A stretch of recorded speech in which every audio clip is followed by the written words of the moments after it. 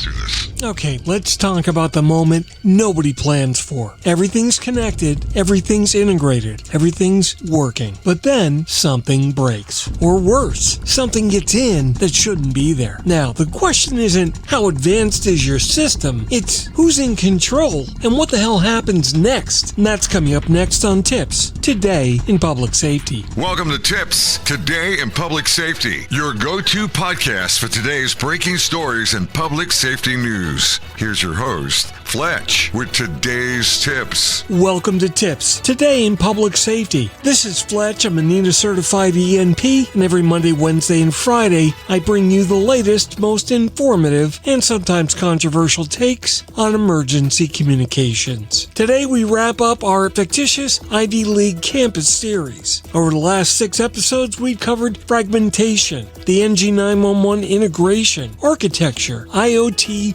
overload, the operational use, and what a good deployment actually looks like. Now today we're talking about the part that makes or breaks all of it: security, governance, and the oh no moment. What breaks first? So let's start here. When complex systems fail, they don't fail cleanly. They fail at the seams, at the integrations, and at the handoffs. That shiny architecture that we built, well, it depends on multiple systems, multiple vendors, and multiple data sources. So when something ends up going wrong, it usually ends up being a data mismatch, a service outage, a broken integration, or most of the time, a bad assumption. So it's not the systems that fail, it's usually the connection between them.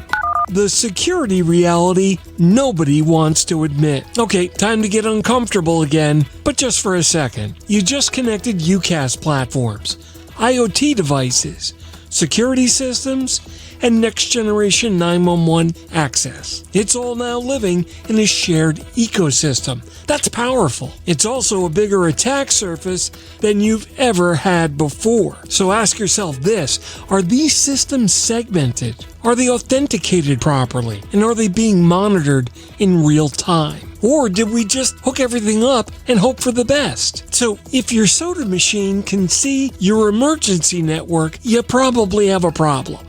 The ownership problem. Ownership is where things really start to fall apart. You can start with asking a simple question: who owns the system? Is it IT, public safety, facilities, a vendor? Because right now in most environments, the answer is a little bit of everyone, but that ends up meaning no one's truly accountable. So when something breaks, who fixes it? Who decides? Who owns the outcome? And if that answer isn't clear, you don't have governance, you have risk.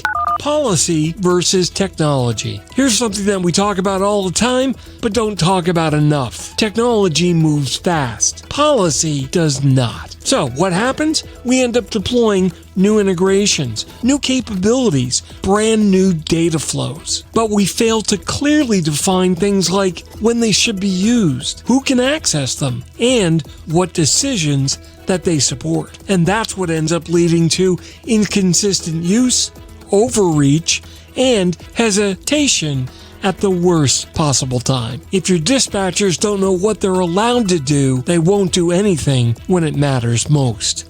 The oh no scenario. This is the gut check. Let's walk this one out carefully. There's a major incident on campus.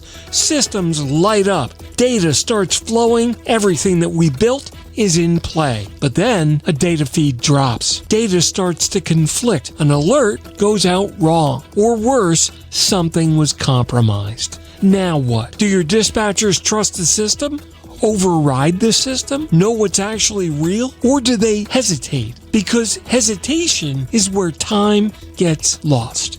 How not to screw this up? Okay, now let's fix it. First, define ownership. You need one governing authority with clear accountability and a defined decision hierarchy. Next, you need to segment everything. IoT devices need to be separated. Public safety networks need to be isolated. And zero trust principles applied everywhere. Next, you need to validate. Monitor your data integrity. Look for and detect any anomalies, and confirm your system health in real time. To protect your environment, you need to train for failure. Not just how it works, but how it breaks. You need to run scenarios where data is wrong, systems are down, inputs conflict, and then take all of that information and write the policy before you need it. Document things like who can act, what they can trust, when to escalate problems, and when to override them. Because when you're in the moment of a real emergency, you're not going to have time to figure it out. Reality check. The more advanced your system becomes, the more important governance becomes. That's because complexity without control is just risk at scale, and risk is what we're trying to avoid. The bottom line. Look, innovation doesn't fail because of technology. It fails because of things like poor ownership, weak governance, and untested assumptions. You need to build the system right, but more importantly, run it right. Because the oh no moment isn't a matter of if, it's a matter of when. And when always comes when you least expect it. That wraps up today's episode of Tips Today in Public Safety. Thanks so much for listening.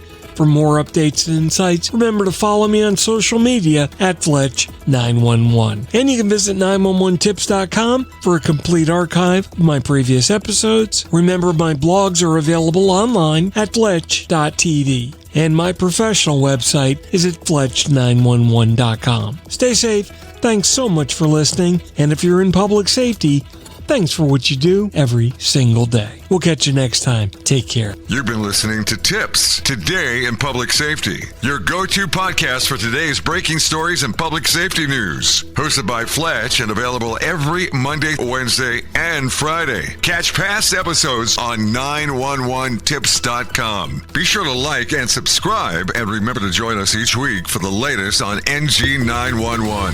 I am Spider Harrison, the official 911 voiceover dude. Catch me on Sirius XM on various channels, including 90s on 9, the 10 spot, and on the Weekend Countdown on Hits 1. Or don't regret it for the rest of your life. Either way, I'm good.